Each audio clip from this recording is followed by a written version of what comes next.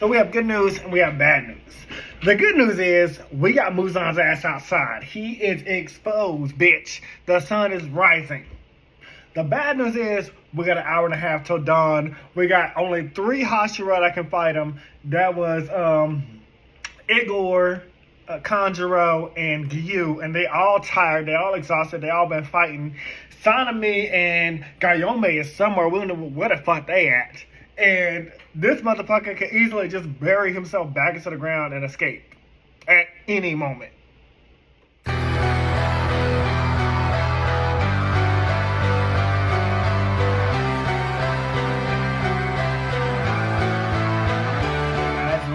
Welcome back to the Everything Anime Podcast. I'm one of your hosts, Shinry, here at the Everything Anime Podcast, talking about different anime, manga, video games, TV shows, and other relevant topics I talk about.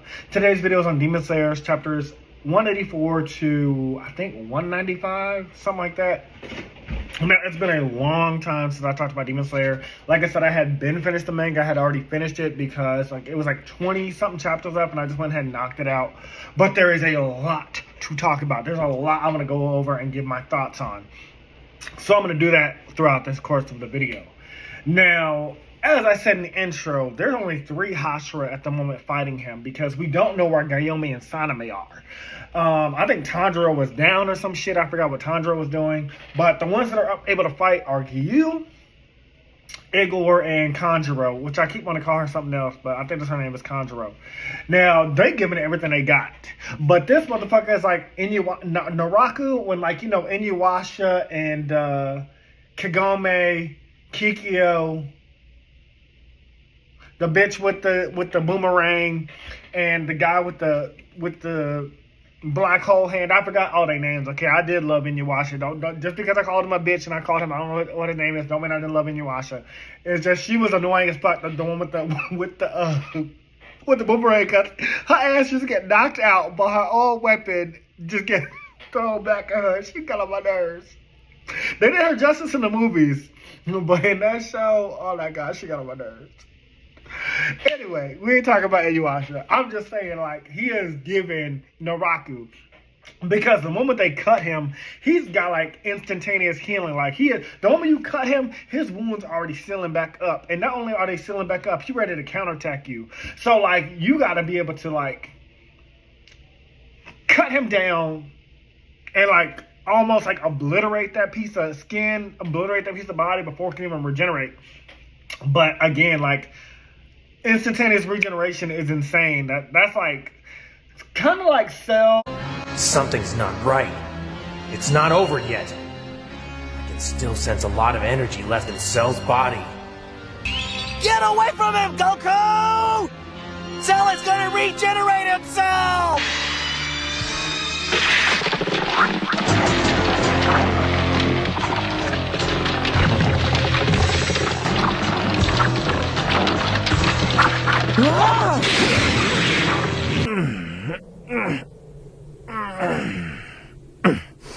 Kind of more like Majin Buu.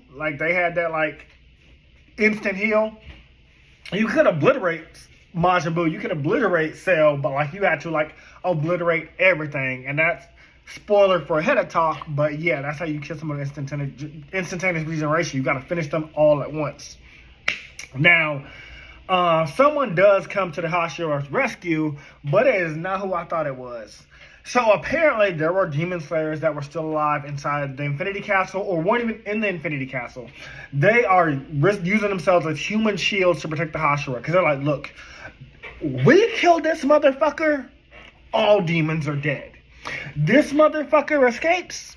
Not only is he going to be a demon that can walk in the sunlight, which means we cannot kill him without cutting off his head. And if we ain't ever going to reach the level of Hashira. We got to do this now. It's basically a now or never. We are willing to die if it means future generations, my kids, my brother, my sister, my siblings, my boyfriend, my girlfriend, they can live. We are willing to die if it means taking down, I almost said Naraku, taking down Muzan. And it's kind of sad, even reading the panel, watching them all get cut up, watching their limbs get torn. Even the Hashira, they're feeling sad, but they're also hey, don't waste this chance.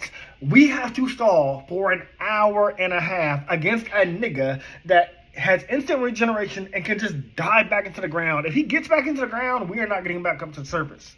We're already tired. We're already bleeding. We're already dying. So these stakes are at their highest. I'm so glad this video is coming out after Boruto. This is what you call stakes. You have to stall a villain that is close to becoming immortal to the sun. His main weakness, you have an hour and a half till the sun rises, and you have to stop him from going back underground because you ain't going to be able to bring him back up. And all your characters are weak, tired, and near defeat. And, he can immediately counterattack, like, instant counter the moment you try to attack him while he's healing. This is stakes. This is the highest Demon Slayer has had in stakes, and it makes sense. Especially how long and drawn out this battle is, as long and drawn out as this battle goes, because this is your final villain. This is the peak enemy that we have to defeat. Love that. Now, we then see Tanjiro got infected by some kind of like poison from Muzan when he was cutting up all the Demon Slayers. This is where Tanjiro got taken down at, or like he was like slowly dying or some shit like that. And I was like, yeah, where'd Tanjiro go? But yeah, while he was cutting up all them Demon Slayers that were like attacking him, he cut Tanjiro. He tells us that he mixed his blood with his attacks, but instead of turning humans into demons, it acts as a poison that causes their cells to destroy themselves inside out. And the way that chapter ends is that it's announced that Tanjiro was dead. Now, obviously, this is like chapter 184, 185, so I was like, Tanjiro ain't dead. But I do like that y'all did that. Like, this is, again, Naruto dying in the war arc. Ichigo dying against Tsukuria. Luffy dying against Kaido. This is that, like, oh, shit. And I can imagine, reading this week to week or waiting, like, maybe the chapter went on break, you're like, I know my boy ain't dead, but I need to see what happens. Like, we all felt that. But me, reading this, back to back to back, I didn't have to wait. But it did hit me like, okay, Tanjiro dead. Muzan, what's about to happen, bitch? I did not expect what happened, but I was, like, curious. Now, meanwhile, all this is happening. Nezuko, who I expected to like either join the fight at the last minute or find Tanjiro as he's dying and kind of do like what the mother and father did, like bring him back to life. It don't happen that way, but that's what I was expecting because we're seeing Nezuko like running toward them. Although her father does deliver a message to her like from the spirit realm, like, hey, your brother's in danger, you got to get to him now.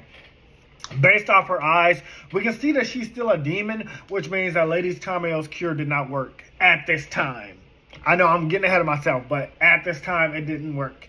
So, like, I'm like, damn, Muzan is going to get her. Like, I was thinking, she's going to get there as Tanjiro's dying or dead, and then Muzan's going to see her. He's going to be like, oh, shit, finally, this is my chance. And you got these Hashira already weak and tired. I was like, they're not going to be able to stop him. Muzan's going to become immortal to the sun, and we're going to have to figure out another way to take him down. That was my theory, reading it at this time, like, Nezuko, stay your ass away.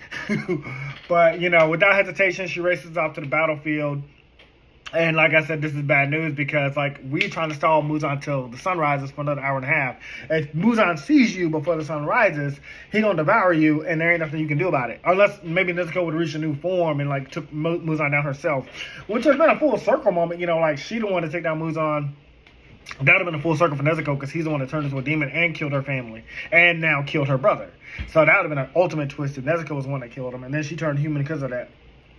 Now, the intel group panics on what to do, but back with like the son of the master and his two daughters, they're like all panicking, but the spirit of his father places a hand on his back. He's like, let her go. She got this. Don't worry about it. And then the son's like, all right, you trust her dad, so I trust her too.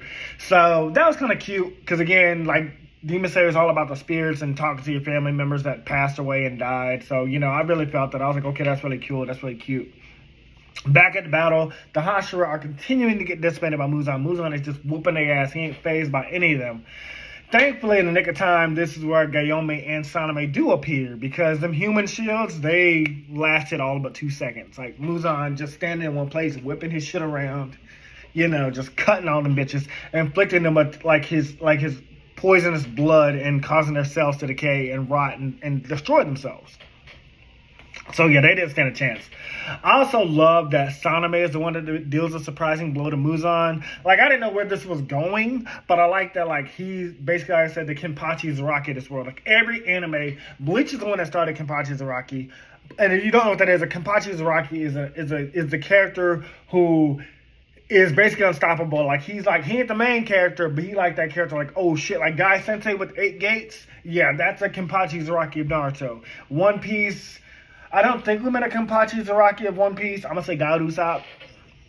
Y'all might laugh at that, but trust me, God Usopp gonna surprise y'all when they watch. Watch God Usopp take out the main villain. Watch God Usopp be the one to discover what the One Piece is. Watch God Usopp unlock the One Piece. Calling it now. In a Demon Slayer video. Anyway, let's get back to it. So yeah, and he has a bottle of something that I would assume to be oil, but at one point he like lights it on fire, and Muzan's body like ignites. So it was oil, and Muzan's like, oh, that was a dirty trick. And I'm like, y'all are demons. Why y'all calling somebody dirty? Like, y'all literally like play tricks, kill humans, and you talking about somebody pulling a dirty trick, like. Whatever. I was like, Muzan, bitch, you just mad because you didn't think of it first. Okay, I was like, Muzan just mad, he didn't think of it first. That's it. Now one thing the author did that I liked is that Nezuko won't be in the battlefield where Muzan can immediately see her or immediately get to her. Tanjiro was saved by like a random demon slayer, and you know he went through the entrance exam with Tanjiro, but or the day that Satio saved everyone. And, yeah, he's one of the people that Satio saved that day. Because you remember, Satio and Gyo, when they entered the Demon Slayer entrance exams, only Satio died that day to the 1,000-armed demon. So he carries, like, Tanjiro out to safety without Muzan even noticing. Because, like, Saname is distracting him, and Gyome's there. And, you, like I said, you still got Gyu, you still got Kanjuro, you still got Igor. So, that kind of, like, showed me like, okay, well, Muzan's not going to see Nezuko immediately because Tanjiro's not going to be there. So that was kind of creative because I was like, obviously I was thinking like, this is where Muzan's going to get to Nezuko, but it won't be that simple. Okay, so meanwhile, this is where something in that backstory that had confused me starts making sense. Tanjiro goes into a full flashback in the body of someone else. And we learned that he's in an inherited memory. So that one memory where I thought like, you know, when I thought Upper Rank 1 was the Zorsman for 300 years ago, but it was his twin brother. We already talked about the twin brother reveal. If you haven't seen that video, go check out the previous Demon Slayer video. But yeah, that guy, I forgot his name. I think I wrote it down. Yurichi. Yeah, Yurichi. He, that was an inherited memory of one of Tanjiro's family members. Like Tanjiro randomly put himself in the body of one of his family members, and they were having a conversation with Yurichi. And so apparently, we learned that Muzan hates these earrings so much because they were given to Yushiro by his mother. Oh yeah, so Yuchirio is the body that Tanjiro's in, but Yushirio is the name of the swordsman. These names kind of confusing, so I might butcher them a little bit, but yeah, just know I'm talking about the swordsman for 300 years ago, the real one that almost killed Muzan. And we get like a backstory about like the two brothers. So the flute his brother called useless or perhaps forgot about after we get a backstory about the flute his brother called useless or perhaps he forgot about after becoming a demon. The flute was for his brother whenever he like whistles. It was whenever he would like need help or something like that, because you have to remember like Yushirio was locked away in a cabin because he had the demonic mark and like, you know, he was mute. So his mother and father were like, okay, something's wrong with him. He might be sick. We're going to lock him away from my other child and we're going to raise this child to become the swordsman, you know, that we can be proud of. We're going to send the weird child that won't speak and is mute. We're going to send him to become a priest somewhere else. But when they realized that Yushirio could fight and was a great swordsman naturally, they're like, okay, you're now the swordsman and your brother is going to be the one that's going to become a priest and go off on his own. But we're going to get to that too. I think I already talked about that in a different video. I'm going through my notes. Like I said, it's been a long time since I read the chapter, so I have to go through it based off how I wrote it. We learned the day that he disappeared. Oh, yeah, because we did already learn that. But the day that Yushirio disappeared, you know, he ran away because he told his brother, like, hey, look, I ain't going to become a priest. I mean, I'm not going to become a swordsman. I don't like fighting anybody. I don't like the way it feels.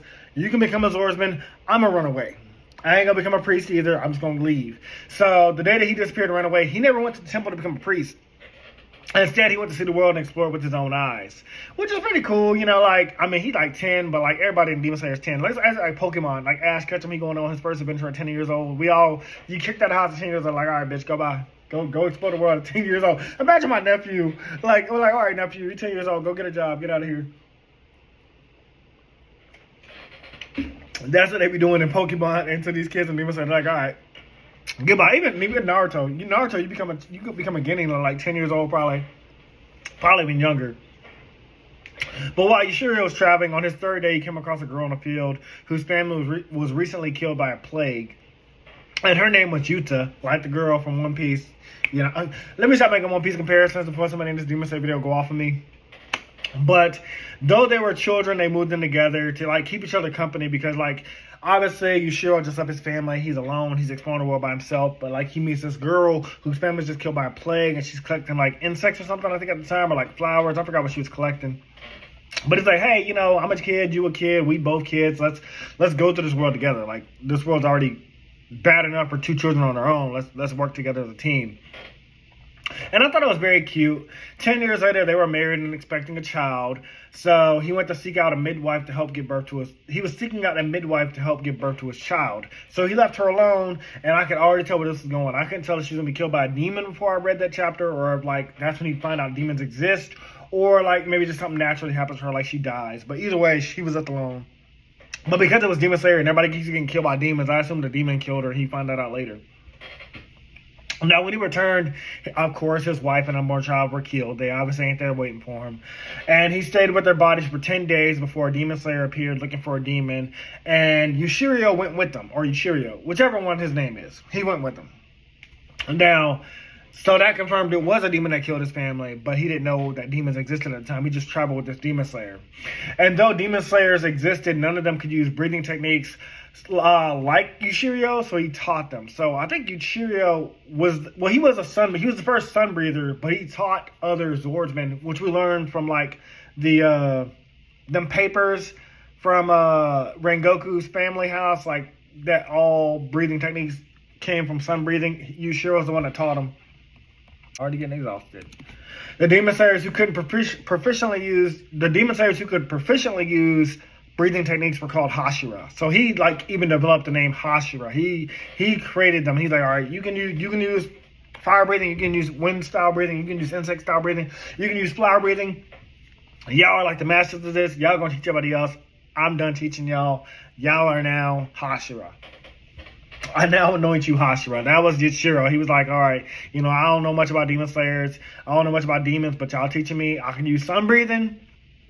So I'm going to teach y'all how to use breathing techniques like I do. And as they continue to defeat demons, we know that he came upon his twin brother, who at some point also joined the Demon Slayer Corps. So his brother did become a swordsman. The twin brother, we're talking about the Moon Demon now. We're talking about Upper Rank 1. He became a swordsman, but his unit got killed by demons. And that's where his brother showed up, and he whooped all the demons. He killed that demon's ass just in time to save his brother. He couldn't save the unit, but he saved his brother.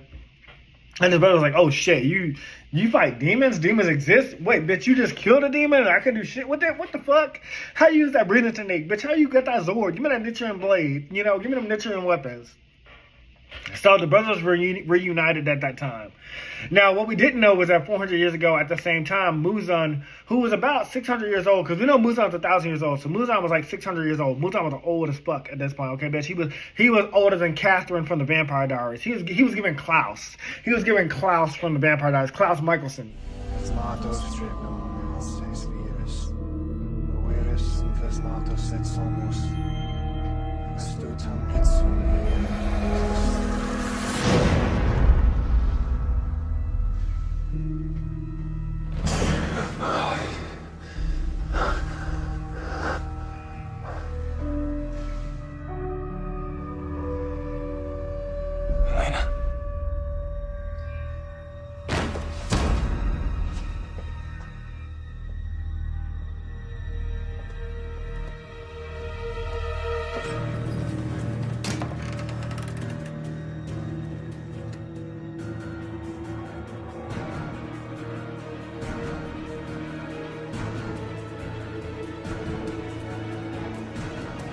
That's more like it.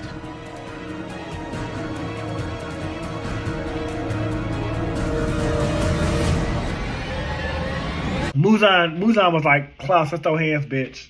You know, Klaus was even a hybrid at that point, so Muzan could have killed Klaus. But if Klaus was a hybrid at that time, I would love to see a fight between Muzan and Klaus. Matter of fact, if you this far in the video, tell me who would win the fight: Klaus Michelson from the original / Vampire Diaries, or Muzan? Just go ahead and tell me, because they both burn to the sun, so it's gonna come down to like whoever can throw the most hands. You know, whoever got the most powers. Now, we also learned from Yushiro's perspective that he was scared of Muzan, but he also believed because a single cut from Muzan would kill him. Like, he's like, I know Muzan's dangerous. So, like, you're the most dangerous demon I've ever seen. I can tell you powerful. I can tell you old. I can tell you ain't nothing like the other motherfuckers I faced. Now, Yushiro can also see inside the bodies of people because he has super sight. So, once again, it's confirmed. We now have the 5... I don't know if I already brought this up, but the 5 instincts. Tanjiro has super smell. Zenitsu has super hearing. Inosuke has super touch. Genya has super taste. And Yushiro has super sight. So the 5 senses have been found. I have been talking about that forever. The 5 senses have been found. Now, he saw that Muzan, after seeing into his body, he has 7 hearts and 5 brains. And I was like, this motherfucker straight up Naraku. This is motherfucking Naraku from Inuyasha. This is what I confirmed it for myself. I have it in my notes. I said, this motherfucker is Naraku. So, not only, like, do you have to, like, cut off Muzan's head. Cut off Muzan's head ain't gonna work. So that's why it didn't work. You got to cut all 7 hearts and 5 brains at once to kill Muzan outside of the sun. And them hearts and brains can move around. Like, he can move them around at will. So 1 minute it might be in his arm, the next minute it's gonna be over here. You know, it's given Togero's brother, the younger brother. I think it was the elder brother, the younger brother. I think it was the elder brother because the elder brother was shorter. That's, you know, anime be doing that. They be making the elder brother the short one and the younger brother the tall one. Yeah, the Togero brothers. Yeah, it's given that. 2, 3. You can stop. I have other plans for this one that don't include him living to see the end of this match. Get up. I'm sorry, sir, but I have to count. Then you will end up next to him. Okay, then. The funny thing is that even if you could stand up, which you can't...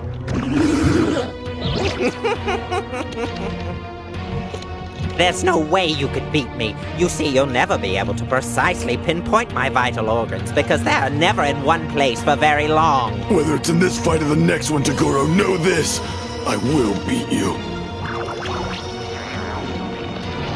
I was going to play with you a while longer, but your voice grows irksome. And that's when he learned all 13 techniques of sun breathing can be used to like create like this massive slash, and it's done in a very cool panel. Like the 13th sun breathing technique is created by looping all 12 12 sun breathing techniques at once, like back to back, like constant moving, and it creates like this like infinite slash move that can like cut up everything. Now, like I said, it's a very cool panel. I'm gonna make sure I show it off, but I should also mention that in this moment, Lady Tamiya was there. And she saw Muzan like nearly get his head cut off. Like Muzan's head was almost cut clean off. She didn't even offer to help Muzan. In fact, she was just like, her eyes are filled with hope. She's like, finally kill this bitch. Kill him. Damn!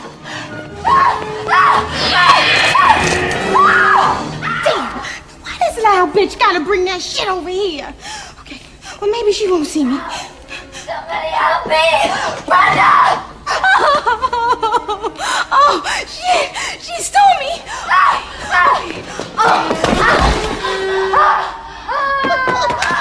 Thank you,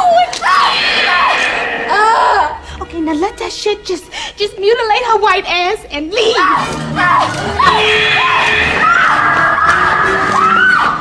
Bitch, please die. Oh my god, Brenda! We're gonna die! It would have just been you if you would have just shut the fuck up! Someone's coming! And Yoshiro was confused. He's like, I know she's a demon, but she ain't trying to help this guy. She ain't trying to stop me from killing him. So there's something going on there. Because like she was hoping he would die. So when he went to finish Muzan off, because he almost did, Muzan pulled a Majin Buu where he scattered his body into 1,800 pieces. Like, Muzan was like, oh, fuck this bitch. You almost killed me. You almost destroyed all my hearts. Bitch, bye. Scattered into pieces. 1,500 of which Yushiro managed to cut in one swing. That is fucking insane.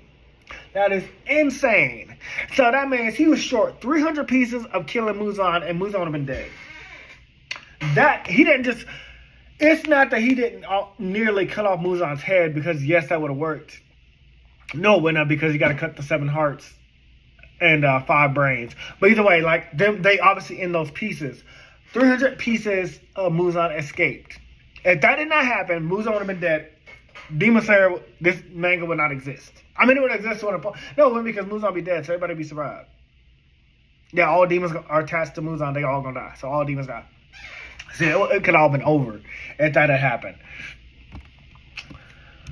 But it was also this day that Lady Tama realized, like, Muzan could survive with his head being cut off. And I'm like, bitch, you met Tanjiro way back in the day, and you, like, 600 years later, and you didn't tell Tanjiro, like, 400 years later, you didn't tell Tanjiro, like, by the way, when you meet Muzan, cutting off his head is not going to work. You have to disseminate the motherfucker completely, because anything less, and the motherfucker's going to survive. Lady Tamio, why the fuck you selling that information instead of telling that to Tanjiro? Like, I know, like, you could say, like, oh, the author didn't plan out that far ahead. You could say whatever. You could say she didn't trust Tanjiro yet. But, I mean, she kind of did. So, like, I mean, you want Muzan dead. Tanjiro's going after Muzan. Tell him, like, Muzan cannot die if you just cut off his head.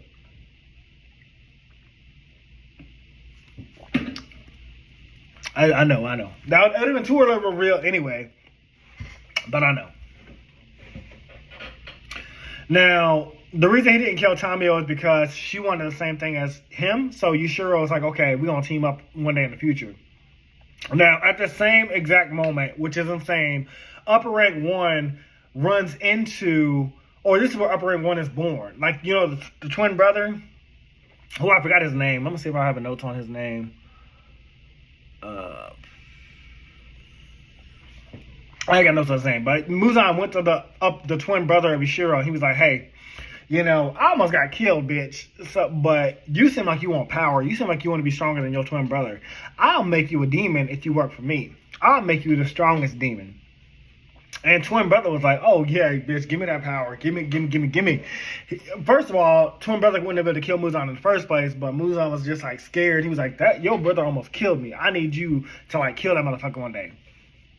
We then learn that the reason why he also joined, because I'm forgetting something, when other Demon Slayers, he learned like Demon Slayers that have this like mark, they die at the age of 25. Like the twin brother found it out. And he's like, I don't want to die. He's like, my brother knows about this mark, and he ain't telling the rest of us, like, if you form a demonic mark, you're going to die. No, make me a demon. So that's really why the twin brother became a demon. He didn't want to die. But, and Muzan knew that. Muzan used that to his advantage. Now, when the other Demon Slayers learned that, like, the twin brother became a demon, they banned Yushiro. The one that started, I mean, he didn't start the Demon Slayer course, but he taught them sun breathing. He taught them, like, you know, the breathing, he taught them breathing, not sun breathing, he taught them how to use breathing techniques. They taught him about demon slaying, but he taught them about breathing techniques, and he was the strongest one of them. But they kicked him out. They were like, oh, hell no. First of all, you failed to kill Muzan, the strongest demon of all, which, I mean, bitch, none of y'all could have killed him either. So be happy that, like, I guess I want him to die. They were like, if you couldn't win, you should have died. They're like, you didn't kill Muzan, you let him get away. And 2, your brother became a demon, so you out of here, bitch. 2 strikes, you out. Not even 3. They said 2 strikes, you gone, bitch. One of those things, his brother becoming a demon, is completely out of his control. And the second thing, you know, you can't blame him for either, because none of y'all can kill Muzan either. He at least came close to killing Muzan. He almost destroyed Muzan completely. Maybe you motherfuckers were there and could have done something. He could have killed Muzan, but y'all weren't there. So I hate how they did that to him. They did him dirty for that. They did him real dirty. So, yeah, fuck them Demon Slayer courts, bitches. We then learned that Yushiro took this personally hard for not being able to kill Muzan that day. And that's what the inherited memories about that Tanjiro's currently having. Tanjiro managed to bring him back to some level by telling him to, like, hold up his baby. and up high and see like the simple joy and happiness on that baby's face. Like, remember what you're fighting for, basically. So when in the inherited memory, after Yushiro's like talking to Tanjiro's ancestor, which is Tanjiro's in the body of, he's basically saying like, you know, like, look, I know you didn't kill Muzan, but you know, humans are still here. You're still alive. We're still alive. Demon Slayers still exist. As long as Demon Slayers exist, as long as Nichiren blades are weapons, as long as we have the Swordsmith Village, you can kill Muzan later. But don't forget, like, you know, this is what you're doing this for. Very cute. And they don't even say that in so many words. They just have him hold up the baby, and the baby smiles, and it makes Yushiro cry. But I understood, you know, that's just the thing about reading, just trusting your readers. I understood what they were trying to say. Now, he also could have been thinking about his own child that passed away and died, that was killed in the mother's womb because of a demon. So he could have been thinking about his own child. But either way, it still fits. It still fits either way. Two things can be true. Now, back in present day, Gayome and Saname are here as Muzan regains control of the fight. And we also get confirmation. Oh, I love this part. We get confirmation that Matsuri and Igor are in love with each other. After she gets gravely hurt, he pulls her out of battle when he thinks that in another life he wishes he could have been with her. So, quick little side note. My Hero Academia, it's basically over. We're in the like final like closing chapters. I'm not gonna talk about My Hero Academia fully, but there's this panel that I just read about like Deku and Ochaku like meeting each other on this cliff where they had like a conversation previously before, and I think this is where she's gonna say she's in love with him. I think this is where he's gonna like kiss her or something like that. I don't know, it'd be really cute. I think Deku and Ochaku are in game. You know, just like Sasuke and Sakura, just like Naruto and Hinata, just like that's it. Maybe Asta and the water girl, I forgot her name, but I feel like, you know, these are end games. And I love it. So I love that like Igor and Matsuri like admit that they love each other, because Matsuri was, you know, her whole thing was about finding a man that like she could like please or fall in love with or be a woman to. We never really got Igor's kind of thing. We are gonna learn Igor's backstory right here, but we never really learned anything about Igor before. But this was really cool to like see that like he has feelings for her too, as well as get his backstory. So, Igor hates his family. Though they come from wealth and power and money, it's from ones that it's like from clans they stole from. They would like get into a family, something would happen to that family, and they would inherit that money. That's basically what's going on. Like they were like stealing from others, or like, you know, not tax fraud, but you marry somebody and you kill them somehow, and you take that life insurance. That's what Igor's family was doing. They was after the life insurance money, boy. I be playing. And so in 370 years of his clan, they never gave birth to a boy. They only gave birth to girls. So the moment he was born, they locked him in a human cage like a trophy and bombarded him with gifts and food. Now where this is going went differently in my head than what happened, and I'm more happy about what happened than what I thought was going to happen. I'll get to that in a second. Now, the smell of food for him was overwhelming in his cage, and he became nauseous, so they used to like knock him out. He never used to like want to eat, or he got tired of the smell. At night, he would hear the sound of something big and creepy, like just above his cage, but he could never see what it was. But it would wake him up, and it would keep him awake and scared until it like went away and he could fall asleep. By the time he turned 12, he was released from his prison. And this is where that turn that I said I thought was going to happen would happen. So I'm going to say what I thought would happen. I thought like when he turned the age of 12, like because they never had a boy in their family before, like one of them, they were going to give him like to a woman, and he was going to have like make love to that woman.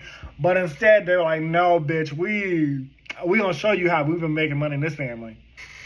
So all the women worship this half demon serpent woman. And yeah, this is what I thought. That at first I thought like their first newborn son was going to sleep with this like half demon and bear them like a hybrid demon slayer. Well, he wasn't a demon slayer, a hybrid demon human child, like a hybrid. I thought that's what was going on, and that's like he has like that snake thing going on. Or, you know, it could have been like they have long waited for a son that was owed to her some centuries ago. Like they promised her a son. You know, like how like you hear those demonic stories like, oh, your firstborn son is mine. So you keep having girls, you can't pay off that debt. But one day when you have that son, all that money and all that power I gave you, I'm going to take it back unless you give me that son. And so they were like, oh, yeah, no, here he is. Take him away. But no.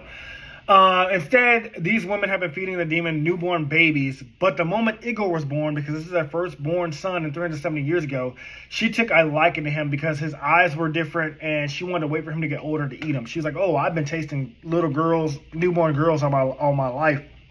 I had a newborn boy from y'all family, so I'm eating him the moment he turns 12 years old. This is also explaining like the slithering and creepy noises you heard as a child. It was her big ass on top of the cage, like, salivating, like, one day I'm gonna eat you, like, when you ripe. So I was like, damn, like, ugh. But yeah, that's how they made their money. They were letting her eat their newborn children, and like they had a boy after 370 years, and she was like, oh, sorry, I was looking at something in the window. She was like, oh, yeah, I'm going to wait for that one. I'm going to wait for that one to grow up and let him get strong, get bone, meat on his body. That's why they offered him all that food. They were trying to fatten him up like what's that story? Jack and Jill? Yeah, she was trying to fatten. No, not Jack and Jill. That's Jack and Jill went up the hill. Who the one that went into the Hansel and Gretel? My fucking goddamn story is mixed up. Now, she still wasn't ready because she wanted to get even bigger, so they took him back to the cage and they locked him away. Like, she saw him at 12, and that's when he saw, like, oh, she was like, he got meat on his body, but he's still a little skinny. Fatten him up a little bit more, then bring him back to me. Now, Igor, now that he knew what the fuck was going to happen to him, he was like about to sit around and wait for them. He's like, y'all trying to kill me. Y'all my family, and y'all been doing this for years. Oh, fuck all of y'all. So he did not wait to get eaten. That motherfucker clawed his way out. I should also mention a random snake crawled its way in there, and like it made its home with Igor, or like they became like friends.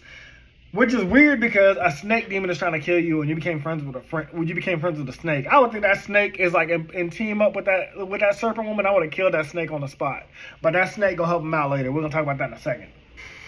Now, when he eventually clawed his way out, the demon started massacring the whole family. They were like, "Oh, y'all let my motherfucking food get away." Like I said, it's not that they betrayed the demon, but like when you don't go through with your deal, that demon's gonna take back everything it wanted, and it killed almost his whole family. One girl survived, and Igor survived, along with his pet snake. But and they were also, Igor and his sister or cousin, whatever, they were saved by Rengoku because the demon chased Igor out into the open. Like she was not about to let her meal get away. She's like, yeah, I just killed your family because they let your stupid ass get away, but I'm still gonna eat your ass anyway. But luckily, Rengoku showed up and saved his life. Igor's cousin also lived, but she blamed him for, like, the demon killing her family. She's like, if you would just get your ass eaten, I could have been living a good life. I could have been, had my sisters, my mama, my friends. Instead, you had to live. You had to let us all get killed. And I was like, girl, the hypocrisy. Get your own ass eaten. Offer yourself up, bitch. I mean, obviously not, because she want to live, and she enjoying, like, she's like, oh, I'm way past newborn. Like, I'm one of the chosen. Bitch. Bye. And Igor let her leave, and so did Rengoku. They was like, bye. Go about your stupid ass life, bitch. I would have killed her on the spot for that. Like, the fuck? I ain't about to die for you so you can live and live a better life. Hell no. So Igor understandably grew up hating his clan. I would too. And he became a demon slayer to save others from demons like that snake hybrid and like people like his family. And once he kills Muzan, once he kills Muzan in his mind, he's like, I'm gonna tell Kanjuro how I really feel. And I love it, and I hoped he got the chance to tell her. We ain't gonna talk about that yet. Now, I hadn't thought about how normal people who don't know about demons would take seeing a battle take place in the open city. Because, yeah, don't forget, Muzan and the Infinity Castle just crashed into the middle of a city. Like, they're out in the open, but they're also in the middle of a city. And so, I like that the author thought ahead and was like, yes, other people don't know about this. So, we get a panel outside of that where, like, the Kakashi are like currently like blocking off like the area to like the fight, and they're like, oh, road closed, doing construction right now, go back to bed, go back this way. People are like, hey, but I hear fighting over there, I hear people screaming, I hear people dying, I hear something's in trouble. They're like, oh, no, it's fine, just go back that way, we're working on construction, ignore all the noises. That's great world building, because I did something similar in Show vs. Shinry 3, Arado Legendary Konjuis Master. You know, when you're doing a war arc, or when you have anything happening on a large scale like that, you have to like reference things going outside. Like, you know, in One Piece we just had Vegapunk announcing to the entire world about the Void Century, about the Willa D, about the One Piece, about the all world sinking. That was announced to like everybody around the world. We saw various islands that One Piece goers have gone to. Katakura Town and Bleach, everybody was knocked out. Well, for the most part. Some of Ichigo's friends woke up because they have high spiritual pressure, and they saw the captains fighting, you know, the Iran cars. And Naruto, everybody in the Ninja world teamed up, and they knew about the war with Madara and Obito. Like, you know, I like that, like, he's like, yeah, this battle's happening in the middle of a town, with the sun rising, dawn's coming, so people are waking up, people are hearing the battle, but, like, the Kakuishi are like, hey, no, it's okay, go back to sleep. I like that's some extra world building that he didn't have to do. Obviously, I'm glad he did, because it helps expand on the world, it makes the world feel more believable, more lived in. And obviously, yeah, normal people don't know about demons. If normal people believed in demons and Demon Slayer, then they wouldn't have blocked it off. They'd be like, oh yeah, just stay back, they're fighting the demons. But instead, normal people don't know about them. So people that get to live on normal lives in bliss and happiness and ignorance, you know, they're like, yeah, we're going to protect y'all. I love that.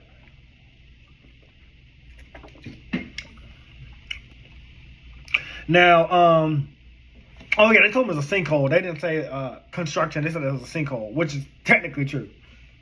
Now, also, Lady Tamio's cat is here. I'm not sure how she's going to play a role into the story, but I had made a note in there. And she does play a role, but it's just a random note I had in there. As the battle moves on, continues on, all the Hashira are doing their best to stand strong against an unstoppable enemy, though understandably they are scared out of their fucking minds. They're like, we are going to die. And just as death is sure to take the remaining bits of Lady Tam, as death is sure to take the last of their lives, Lady Tamio's cat appears. It releases these vials that are hidden in some kind of compartment in its body, and it fires them into all the surrounding Hashira, confusing all of them, including Muzan. After which, Muzan immediately kills the cat. He's just like, I don't know what the fuck that was. He's like, plus, even if you healed them Hashira, like, what the fuck they gonna do to me? Like, they barely can stand up. They barely could do anything to me before. And it turns out that whatever this potion is that the cat had reversed the effects, even if temporarily, of Muzan's blood poisoning, reinvigorating the Hashira. As the battle continues on, Igor, the serpent Hashira, forms his own demonic mark, and his blade turns red. And I kind of liked his demonic mark. They all kind of like start forming a demonic rock, but I liked his. And guess who finally else joins this fight? Zenitsu, Kano, and Inosuke. Again, I had forgot about them. That's the great part about, like, you know, splitting up the characters or having so many characters. You like can sometimes be surprised, because I had remember like there was a panel or like a cover story of like them all about to run into each other. Kano, Inosuke, and Zenitsu, they're all about to clash. We never saw what happened to them, so that was really cool. Like that they came and showed up. The numbers begin to overwhelm Muzan, and they also possess some papers from Tamio's lover boy that can make them somewhat invisible to Muzan's eye. I forgot who his name was. I think it was like it starts with a Y too. Like you shoot. There's too many Y names. If I send him my notes, I'll give him a name, but I'm just going to call him Tamio's lover boy. And but yeah, like Inosuke, Kano, and Zenitsu all have like them tags on their heads, so they're kind of invisible to Muzan, so Muzan can't see them, and they're like attacking Muzan from a transparent world. And then Gyome forms his own bright red weapons, and they cause damage to Muzan and causes instantaneous regeneration to slow down. So like they didn't like kill him, but like they're slowing down the process. Gyome also forms a demonic mark here. It's kind of confusing to tell because it's like veins that come up his arm, but it was a demonic mark. And despite all of this going down, getting more exciting, there is still 1 hour till dawn, but the Hashira are more confident than ever that they can hold out. They're like, look, we're getting aid. We're getting stronger. Muzan's panicking. Keep this up. We can stop him. We can end this. We can end this battle tonight, and everybody can live. Now, back with Tanjiro and the Kakashi that was carrying him off, they're doing everything they can to keep Tanjiro alive, and they realize, like, he's got a death grip on his blade. Like, Tanjiro will not let go of this blade. Even in death, his body still wants to fight. It's given Gaara, after he crushed Rock Lee's bones, and Rock Lee's body was still, like he wanted to fight. Even though Rock Lee wasn't conscious, neither is Tanjiro, but Tanjiro's like, the fight's not over yet. Nezuko's still a demon. Muzan is still out there. He killed my family. I gotta get revenge. Like, I want this to end. I want to be the one that takes down Muzan. So, what surprised me, though, is that Nezuko isn't the one who brings Tanjiro back to life. Because that's what I was expecting. I was like, okay, Tanjiro's holding on to his blade. Nezuko's going to show up and she's going to bring him back to life. But what brings him back to life is knowing that Muzan could possibly get away. He's like, I cannot let that happen. So, that wakes Tanjiro up, and he races back to the battlefield. Now, back at the battle, Guillaume, who doesn't have super sight like Yuichiro, but he says something about, like, he sees more as a blind man than he has ever seen with his eyes. And he can see that Muzan has 7 brains and 5 hearts. So, again, I like that, like, another character can verify, like, hey, cutting off this motherfucker's head is not going to work. We either got to burn him with the sun, or we got to cut all 12 vital organs at once. That's the only way to take him down. This is also where we get confirmation that Muzan can move them around at will. So even if he tells you, like, hey, cut this part of his arm, Guillaume can see, like, it moved. So he's like, hey, they're fucking moving. We got to do something. But they also know that if they can destroy all 12 simultaneously or hold them out to the sun rises, that they can kill Muzan once and for all. Guillaume tells this information to the others, and they too begin to see it temporarily. Like, I don't know how they all can see it, but they all can, like, somehow see, like, Muzan's, like, vital organs moving around. Muzan, then realizing his weakness has been exposed, goes out to even further panic. And I kid you not, even when all their red blades, even with all their blades turning red and being invisible to Muzan, once again, he takes all the Hashira and our heroes down. Like, he's like, I don't care if you can see my organs, or I don't care if you can see my 7 hearts and 5 brains. Like, he went in super panic mode. He was like, all right, maybe he was holding back before, which I don't know why he would ever hold back, but maybe it's a panic and just put his body in overdrive, but he started whooping their ass all over again. I was like, damn, how are y'all gonna take this motherfucker down? Now, just before Muzan can finish off one of the Demon Slayers, Kano, Tanjiro coolly reappears and cuts off one of Muzan's hands, just like he did with Asuka. He cut off one of Muzan's hands. And Tanjiro isn't healed, by the way. He actually looks gross. Like, half of his face is, like, covered in poison. But he's still got, like, this cool look of anger in his eyes. He's like, yeah, bitch, I'm back. You thought you killed me? No, motherfucker, I'm back. I'm not leaving this fight. I'm not leaving this world until you're dead. Oh yeah. So as Tanjiro is coolly looking back at Muzan, like, yeah, I'm not finishing this. It's over. We get, like, a flash over to, like, the swordsman from 300 years ago, Yuichiro, and Tanjiro tells him, like, don't worry, you can rest in peace. We're not gonna stop until Muzan's dead. And it makes him smile, the 300-year-old swordsman, Yuichiro, because he's like, okay, my life wasn't wasted. That I had been holding on to that feeling that, like, because I failed to kill Muzan, all this is my fault. But Tanjiro, you and all these other Demon Slayers, you and all your friends, you guys are holding on to that, like, belief that you can take down Muzan and finish what I started. So that gave him, like, enough will to, like, pass on in peace. I love that. So if I'm correct, the reason why Rengoku's father burned away the sun-breathing teachings is because to learn the 13th technique, to learn the 13th form of sun breathing, all 12 forms, you have to use them consecutively without stopping in a circle, which means you use 1 and then do it again. 1, 2, then do it again. 1, 2, 3, then do it again. 1, 2, 3, 4, do it again. 1, 2, 3, 4, 5, do it again. 1, 2, but without stopping. So you're constantly having to breathe. You're constantly having to move, and it's like putting your body beyond overdrive. It's putting your body into, like, this intense motion, intense, like, I don't even know how to describe it because it's indescribable. Like, imagine, like, you have to do a 100-meter dash, and then after that, like, 200 meter dash, so you got to sprint that like, so now you got 300. But now you have to do a 300 meter dash or 400 meter dash because it's 100, 200, 400, 800, 1600. Yeah, so imagine you got the 100 meter dash, immediately go into another a 200 meter dash. And I know that sounds confusing, but I'm trying to say, like, you know, like, you in the 100 meter dash, and now you're racing against the more people. So, yeah, so here's your first race, 100 meter dash. You got to beat everybody. Now, 200 meter dash, and them races are just getting started. Now you got to do a 400 meter dash with them races that are just getting started. Then you got to do 800 meter dash with them races just getting started. Then you got to do a 1600. Imagine fresh runners every time you complete 100, then a 200 meter, then a 400 meter, 800, and they ain't even tired. They haven't even started running. You've been running constantly. That's what that was giving me. So Rengoku's father, knowing like I can't do that shit, no one can do that shit. He burned those papers. He's like, this is a joke.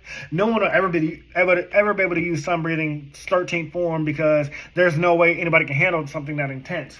But we know Tanjiro's father could do that because he did do that. He taught Tanjiro the 12 Hinokami. He taught Tanjiro the fucking fire breathing technique, the sun breathing techniques. He and we know that like I said, the first swordsman or the first sun breather, Yushiro, did it because he used it to almost kill Muzan. He destroyed 1,500 pieces of Muzan's 1,800 piece of body. And Tanjiro comments that he doesn't have his father or Yushiro's strength because we get a panel of Rengoku's father saying someone trying this would just give up. Like, this is stupid. Why would anybody try this? As their battle continues, however, Muzan begins to see Yuichiro in Tanjiro's place, and the fear that he had 400 years ago comes back to haunt him. Again, great callback. Great callback to that. All the while, there's still 1 hour to go. The sun is still taking its sweet-ass time to rise. This is the first time I think Demon Slayer isn't time-jumping in a fight, but equally showing how impressive and strong Muzan is. Again, as I said earlier, this is how you write stakes. This is how you write stakes in a battle, in a war especially, which I did write one. Check it out. Showbiz number 3, Auto Legendary Kajumi Master. 60-page war. Gets more and more intense from start to finish. Check it out. Now, despite that, why hasn't he killed Tanjiro just like he did the other Hashira that formed red blades and demonic marks? I made a comment to myself. I was like, Muzan, Tanjiro is like inflicted with poison. He's already weak and tired. He's been fighting all night. He's been fighting all day. Why aren't you easily killing him like you killed everybody else? All the other Hashira that are on the ground. Well, that's when he thinks back to Lady Tamio, who may or may not be alive inside of his body. To an extent, he brings back just enough for her to question her, like he holds like her in his hand, like in like a mind space, like a subspace, like you know how like Naruto goes into his mind and talks to Kurama. Yeah, it's kind of like that. And he questions her about the potion she used to make him human, and she does. She's like, it does do that, and it does something else, but I'll never tell you. Which immediately he's frustrated. He crushes her head all over again to gain her memories, and this is where we learn something crazier. So, Lady Tamio didn't just work on a cure for herself. She didn't just work on the cure herself. She had Shinobu's help. The second potion, made it so that Muzan's body ages 50 years. The second effect of the potion, the first effect was like turning Muzan human. The second effect of the potion is that Muzan ages 50 years every minute that passes. So basically, like, in 2 minutes, Muzan's 100 years old. In 10 minutes, Muzan's now 1,000 years old. So he's 2,000 years old now. So he's becoming an older demon, like old man. And you would think like vampires, like the older you are, the stronger and faster you are, but not in that demon's case for some reason. And with him, like I said, with him well over 1,000 years old already, and basically he's been fighting. He's been poisoned. He's been turned into a demon like hours ago, or like he's been injected with that poison hours ago. He's basically near ancient. Like I don't even know how old Muzan is. He don't know how old he is right now, but he's like near ancient. Like he's like an old dusty ass demon, like maybe like before Christ age at this point. And meanwhile, Tanjiro does learn to connect the 12 forms, but he's not quite there yet at the 13th. Like he's connected like 12 of the forms, but he hasn't unlocked the 13th form yet. And as he does, he gets faster and faster, using the forms over and over again. It's a really cool panel, but again, it's too fast, and I just have to show it off because like the way it's described is hard to explain. So I have to, like, maybe in the anime it'll look cooler, but in the manga it's very hard to tell what's going on. All the while, it's taking a toll on his body, but this battle and mission is too great to stop now. Like, he's like, yeah, no, I'm exhausted. I'm tired. This 13th form is taking everything out of me. I'm going to die. But if I stop now, I can't kill Muzan. If we stop now, Muzan's going to survive. If we stop now, Muzan's going to go back on the ground. And all of our deaths will have been for nothing. There won't be another Demon Slayer corpse because everybody's dead. So, again, very high stakes, very cool. Meanwhile, the Kakashi arrive with more potions from Lady Tamio and her lover boy demon, and they do their best to help the other Hashira, Kano, and Nosuke and Zenitsu. They're like trying to heal them up the best they can. And at one point, Tanjiro loses his footing, and Muzan goes for a killing blow, but he's saved just in the nick of time. Igor, whose face is horribly cut up, and all I can think about, Igor says his face is cut up, and he's like protecting Tanjiro, and all I can think about was like, I want him to admit his feelings to Lady Kanjuro. I want him to like tell her that he loves her, and I want her to say it back before he dies. Because I was like, motherfucker, you cannot die. Don't give me that story where like you don't get to tell her that you love her. You die telling her you love her. Like, tell her you love her and then die with her or something. But don't die and don't tell her how you feel. Now, another thing that mentioned, like I said earlier about the snake, how he became friends with that snake is because Igor's face is cut up, the snake acts as one of his eyes. Like, he can see through the snake. Like, they have this, like, bond where, like, Naruto can see through, like, Kurama using, like, you know, I mean, the snake doesn't, like, come on top of him, but, like, he can see through the snake's eyes. I'm trying to say, like, it's like Kurama and Naruto, how, like, they can see through each other's eyes. Like, they have that connection. Or better said, I guess Naruto and his like shadow clones, like even though the shadow clone is separate from Naruto, he can see or know what's going on through that. So that was kind of cool. And so yeah, that was really cool. Like that's the snake acts as his eyes, and that's why he keeps it on his like shoulder all the time. And it does help counter and aid Igor, which was really cool to see. Also, another really cool thing is the burn marks that Muzan got from 400 years ago from Yuichiro after they battled. Muzan never healed, so those slash marks and burn marks he got from the first sun breather, they are starting to appear as he begins to age more and more to like an ancient demon. And the more prevalent they become, they reveal the weak spots of his 12 vital organs. They reveal the weak spots of the 7 hearts and brains. So even as like he moves his hearts and brains around, those marks move with him. They're basically saying like, hit me, this is where to cut. It's like when Shinobu helped her sister Kano from the grave. This is Yuichiro helping Tanjiro, helping all the Demon Slayers from the grave. He's like, this is where to cut. These are his vital organs. Cut all 12 of these spots at once and you can kill Muzan. Very fucking cool. Very dope. I love that. I also love that Muzan realizes this and he's like, I was never the monster. Yuichiro, you were. And that's a very cool line because Yuichiro also thought Muzan as the monster, which Muzan was. I mean, let's face it, Muzan was a fucking demon and he's the most powerful demon ever. So yeah, like he was fucking insane to fight. But Muzan being like, oh no, motherfucker, you are scaring me. Even from the grave, you're scaring me.